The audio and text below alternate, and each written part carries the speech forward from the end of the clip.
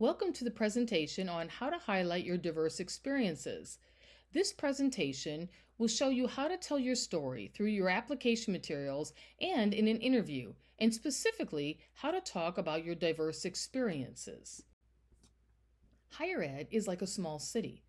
It's an industry that offers diverse job opportunities, from that of teaching and research to various student-facing roles, work in sustainability, human resources, marketing, finance, event management, maintenance, communications, police, fire and safety, even athletics, to name just a few. It's also an industry that continues to experience strong job stability, and one where you can find many unique paths to furthering your career. That said, it also means there is competition for jobs, from internal candidates to those working in the community that want to transition to higher ed, to those open to relocating for work. Therefore, it's really important to be proactive in not only speaking in terms of your work experience, but also equally critical is sharing your story and pulling in the diverse experience that you bring that highlight your strengths and what differentiates you. When applying to positions that may be garnering very large candidate pools, it calls for creating resumes and cover letters that highlight not only how your experience aligns with the needs of the position, but also how your diverse background may enhance the position to set yourself apart from the competition. Whether you are in a student-facing position or not, it remains important to realize that all employees in higher ed play an active role in the student's success as well as the institution's success. When examining your background, think about all that you bring. In thinking about why diverse experiences matter, think of how the entirety of your experiences can differentiate you, help you better connect with colleagues and students. First, consider what you bring from paid and volunteer experience that connects you with colleagues and future students. To break this down, think in terms of how your diverse experiences play a role in bringing a variety of perspectives, ideas, and approaches to a situation, and how they can lead to better problem solving, increased creativity, and a richer understanding of the world. Essentially, different experiences allow for more depth in what you offer an employer that others may not. Let's look at enhanced creativity. When people with different backgrounds come together, they can generate a wider range of ideas and solutions to problems by looking at issues from multiple angles. Improved decision making.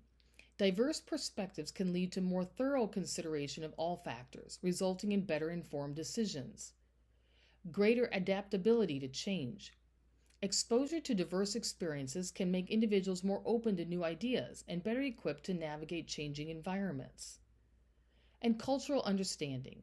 Learning about different cultures and viewpoints fosters empathy and helps to break down stereotypes.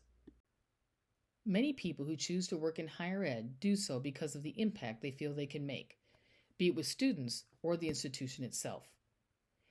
Here you want to showcase specific examples in a genuine, authentic way.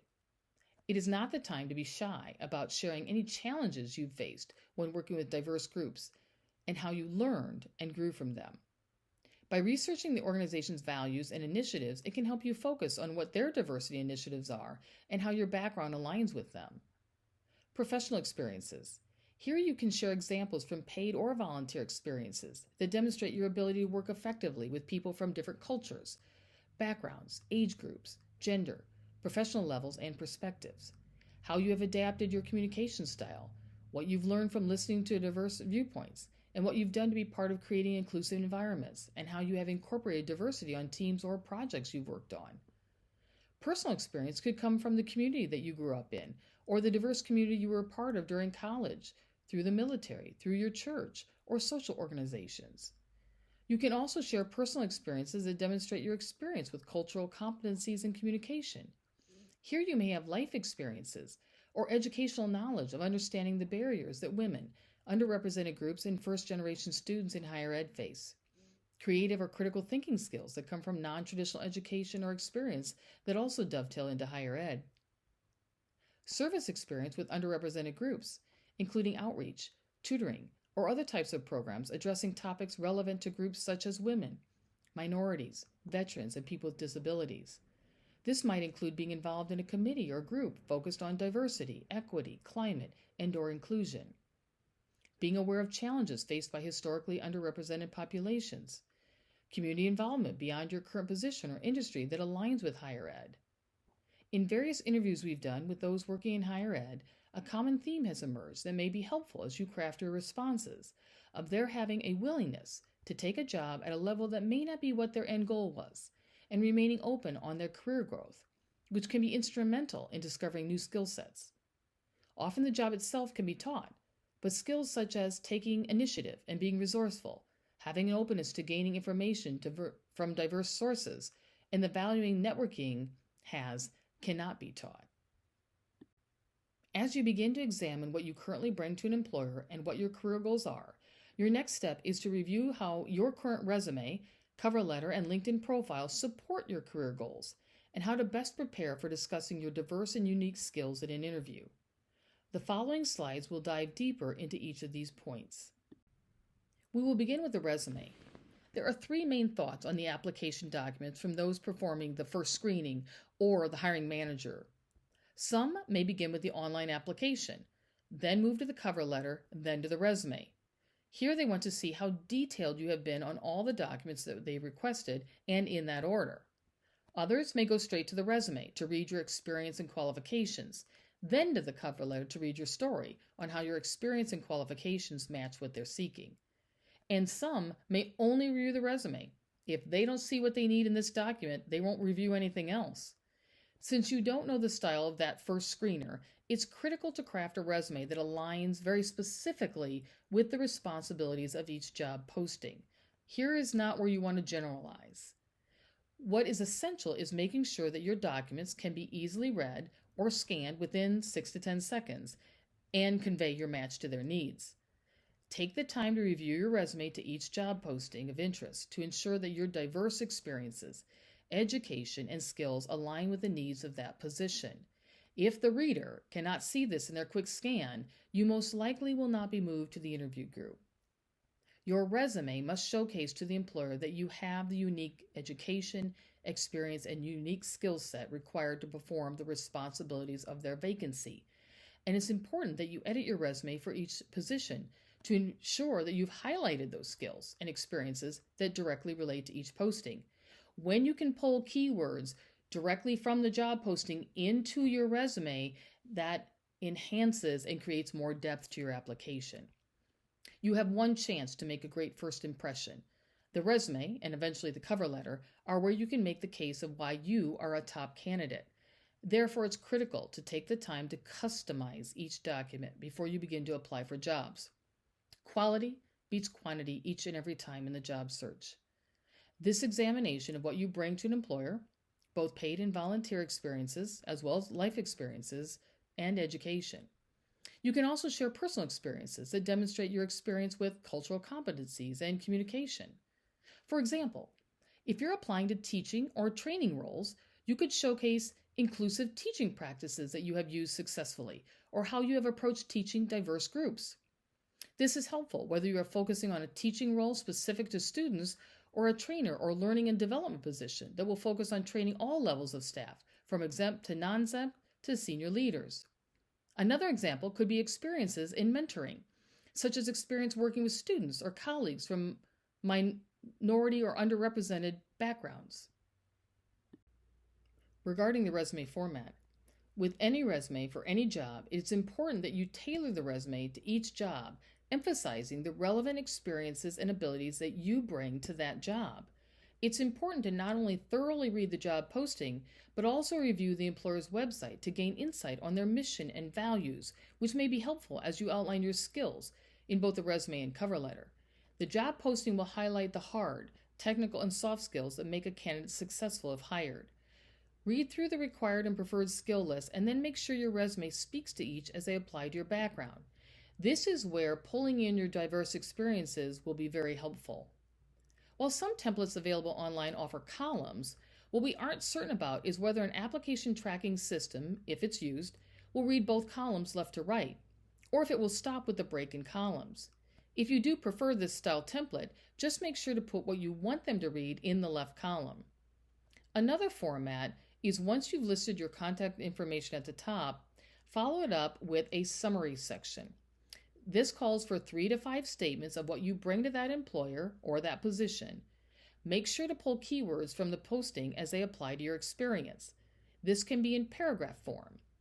In this space, carefully read the job posting and what is required and expected, and think about your entire career history, including paid and unpaid work.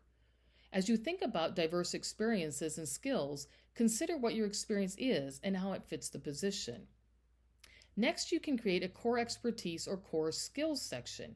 Here you'll list in bullet form, evenly distributed across the page, very specific skills that you bring, again aligning them with the job posting. Some may prefer to use this section as an accomplishments section. Here's where you may want to list 2 to 3 very specific accomplishments in sentence format. Next, move to experience. As you move to each position you've held, think about using short bullets to describe your experience. Again, make sure that you are pulling out experiences that match the posting needs.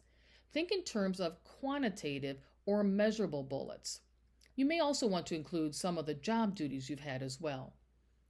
If you've had a variety of education and or certifications, you may choose to create 2 separate sections. An education section where you list all of your college experience, and then a certification section where you list the certifications that you've achieved. Next, languages. If you are fluent in more than one language, make sure to list each language and your level of fluency in each. Then create a technology section where you list all the different forms of software and computer language that you are familiar with. And then lastly, community involvement. Linked on this page are resume format options from the HERC Jobs website. Cover letters have gone in and out of fashion over the past 20 years. One reason many employers choose not to read them is that they are very general, with canned language such as, "I am convinced I am the perfect candidate for your needs," or "I bring the knowledge, skills, and experience." And they end up just repeating the resume. But a current view is that if the employer requests a cover letter, they intend to read it. So think of your cover letter as bringing to life your written documents.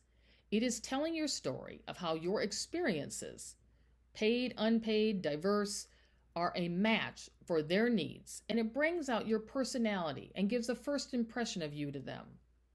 The cover letter should only be 1 page in length, and it should be customized to each and every job that you apply to. It should not be a repeat of your resume. When you're telling your story, you do not need to align or link all of your experiences directly to a particular position. Your cover letter should tell the reader what you can do for them, not the opposite, and it should make the connection between your experience to their needs.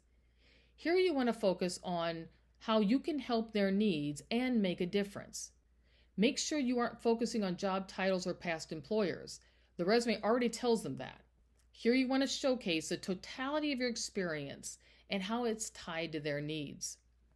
While your resume may list relevant skills, the cover letter can go more in depth on how you utilize those skills and how they helped in previous positions, as well as shares more about your skills and accomplishments.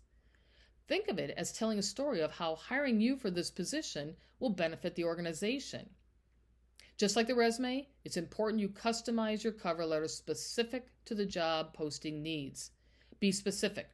Write about actual experiences from your overall career history that relate to 3 to 4 things from the posting. Again, you're not repeating the resume. It's telling a story of how you are relating your experience to their needs. You're showing the reader that you have performed specific duties that they are seeking. For the cover letter format, I like to break the cover letter into 3 basic paragraphs. The first paragraph tells the reader what position you're applying to and your interest. The second paragraph, whether in paragraph form or bullets, begins to showcase that you have read the job posting and are making very specific references to how your experience fits their needs. Again, here you can pull 3 to 5 targets from the job duties section, not education and years of experience, and draw from your entire career. Here you want to pull in keywords as they fit. And then the last paragraph is your closing, where you would reiterate your interest and provide an email and phone number. Remember to focus on what you bring, not what you don't have. Again, it's not repeating your resume, but sharing your story of thinking through all of your diverse experiences, work, volunteer, personal, and so forth, and how they not only meet the needs of the position you are applying to, but how they will enhance the role. Many employers, recruiters, now post their open positions on LinkedIn and search for passive candidates in this forum, and it is a great place to build your online professional brand. Unlike the resume that focuses on a brief overview of your career in 2 pages, your LinkedIn profile can list everything in more detail. This is important that your profile is thorough so that when employers and recruiters are searching for potential candidates, they'll use search terms to find you. Here you can add projects, link to previous presentations, and a portfolio of your work. This allows employers to see a more detailed description of what you bring. Also unique to LinkedIn is that prospective employers can view volunteerism and potential shared connections that may be able to speak to your candidacy or make referrals or recommendations. Some also add a link to their LinkedIn profile on the resume. To start, on the LinkedIn profile, you have 2,600 characters in the summary section to tell your story. In this section, you can speak about yourself, free from employment dates, employer, and job titles. It allows you to show off your personality, showcase your accomplishments or biggest achievements, and allows the reader to learn more about you. A couple of examples taken from LinkedIn best practices on creating strong profiles follow. While there isn't a perfect or standard way to craft your LinkedIn profile, there are a few ideas that can separate you from the competition and tell your story in a captivating and clear way. Again, you have 2,600 characters for this section, so use it wisely.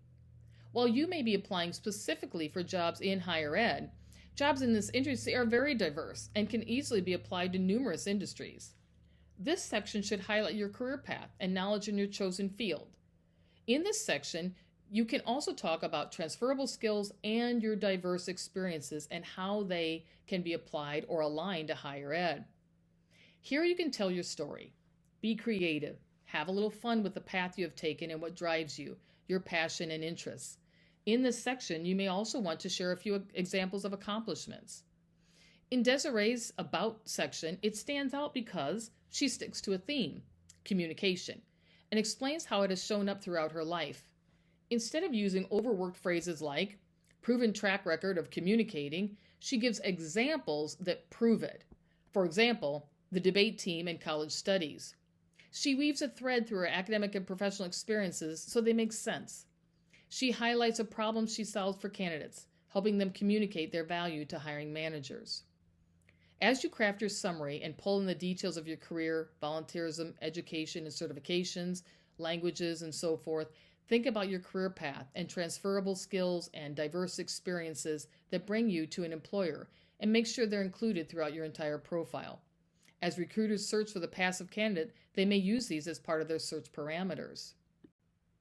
In this next example, Shanae stands out because she knows her value and shows that she understands the executives she supports. She ties her job to the big picture, company growth. She gets personal. She talks about motherhood, yet keeps it professionally relevant and linked to her job's strengths. Lastly, as you apply to a new job, make sure to download the actual job posting before it's removed. As you are writing your resume and cover letter, you should be asking yourself about what experience you have to each bullet and section of that job posting. If you should be offered an interview, return to that job posting and prepare for the interview by asking yourself each of the bullets and develop a response to all those elements in the job posting. When deciding whether to apply to a position, think through those elements, and if you can respond to 70% of the job needs with experience, proceed with applying. Practice interviewing line by line, either in front of a mirror, using a recorder, or with a trusted friend or colleague, taking their feedback into consideration. Keep your responses to 2 to 3 minutes in length and stay on topic to avoid rambling. The goal with every question or response is being able to show that you can do the job. Regarding the interview prep, think about how you respond to questions relating to your strengths and weaknesses. With this question, you want to be specific. I suggest choosing 2 to 3 responses to each, with one being tied to the task of the job, whereas the other can be more of a value. For strengths, an example could be, if applying to a project manager role, I am highly organized when working on projects and excel in managing multiple projects simultaneously, followed by an example. Or, I have strong collaboration skills, again, followed by an example. When talking about values, it could be something such as, I thrive in a team environment and being able to collaborate across multiple departments. Regarding weaknesses, which more often are not asked in today's interview climate, but if they do, you want to be prepared and you want to focus on a former weakness. For example, this could be, I wasn't always good at speaking in public, but having joined Toastmasters and being proactive and leading presentations, it has given me the confidence to speak to colleagues and clients at all levels. Tell me about yourself often is a starting question. Here you want to focus on what you bring to their position. Think of sharing a brief highlight or summary of your experience, education, and the value you bring to the position and employer. Make sure you're showcasing your background relative to the position. Reread the posting before you go to the interview to weave in experiences that match their job, their company values, and culture. As you prepare for the interview, reflect on your experiences in total, both paid and volunteer, and how they can benefit the position and employer. In the interview, it is your job to convince the interviewer that you have what they are looking for and that you'll be successful. Remember, you don't need to link each experience to a position you've held, so think about the totality of what you've done, career and volunteer-wise, as well as experience when in school, in the military, through your church, and pull those into your responses. Sometimes they may even ask, why this position, or why do you want to work for us? Again, do your research and articulate your reason. Review the employer's website for their mission and values to aid you in creating this response. This will show them that you've researched their company. You may want to touch on how their values align with your own, how you feel you can make a positive impact. Speak to how your values and skills align with their mission and values, and above all else, be genuine and enthusiastic about your desire to work for them. And lastly, before you get to the interview, make sure you practice. The more you practice, the more confident you'll be when it's time to actually sit down with the interviewer. I hope you have found this presentation helpful. Remember, you bring your whole self to each job, not just your recent work history. What is important is to keep all of your experiences top of mind so that you can easily recall them when the opportunity calls for it.